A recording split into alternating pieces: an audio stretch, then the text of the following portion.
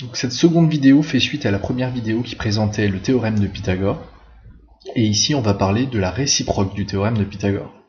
Donc, grand 4, réciproque du théorème de Pythagore.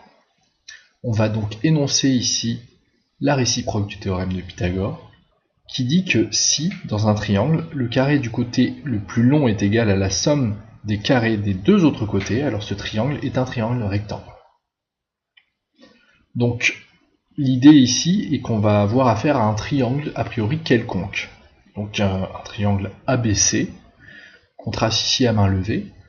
Vraiment un triangle dont on ne connaît pas les caractéristiques, enfin, en tout cas on ne sait pas s'il est rectangle ou pas, a priori. La réciproque du théorème de Pythagore nous parle d'observer donc le carré du côté le plus long. Donc si on regarde ce triangle ici, a priori le côté le plus long c'est BC, on va donc regarder le carré de BC.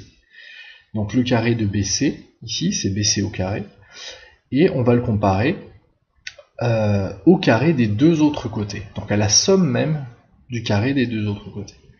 Donc c'est quelque chose qu'on a déjà vu dans le théorème de Pythagore lui-même, donc je ne réexplique pas d'où ça vient, mais en gros on va le comparer à AC au carré plus AB au carré, ici dans ce cas présent. Donc on nous dit qu'on ne sait pas ici s'il y a égalité entre ces deux termes, donc BC au carré, est-ce qu'il est égal à la somme de AC au carré et AB au carré? Ici on ne le sait pas, puisque le triangle n'est pas rectangle. On ne peut pas utiliser Pythagore pour indiquer ici que cette égalité est vraie.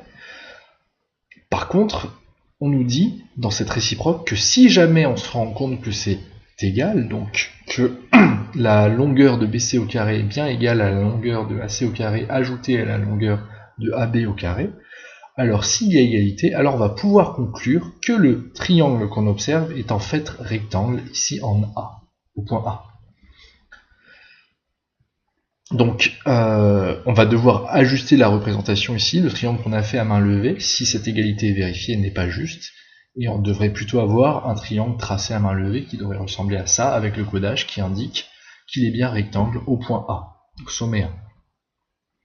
Bien, donc on va voir ça dans un exemple, donc son utilisation, donc toujours la réciproque du théorème de Pythagore, ici à travers un exemple. Donc on prend ici un triangle quelconque, KLM, et on nous dit soit la figure suivante avec les données, donc KM qui vaut 8 cm, KL vaut 15 cm et ML vaut 17 cm. Donc la question qu'on va se poser c'est est-ce qu'il est rectangle ce triangle? Alors on identifie le plus grand côté, ici c'est ML qui mesure 17 cm, et on a d'une part le carré de ML qui fait donc 17 au carré, donc 289. On le fait à la calculatrice. Et on va comparer donc le carré du plus grand des côtés à la somme des carrés des autres côtés. Donc d'autre part, on a KM au carré ici, qui vaut 8 au carré, donc 64, puis KL au carré, qui vaut 15 au carré, donc 225.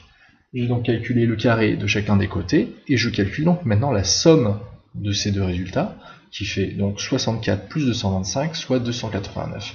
Et ici, je me rends compte que je retrouve le même résultat que quand j'avais calculé le carré du plus long côté. Donc, on vérifie ici bien que le carré de ML, c'est bien la même chose que la somme des carrés des deux autres côtés. On peut donc dire que d'après la réciproque du théorème de Pythagore, le triangle KLM avec les mesures qu'on nous a données est bien rectangle en K. Et voilà la représentation, on peut réajuster suite à l'utilisation de la réciproque du théorème de Pythagore.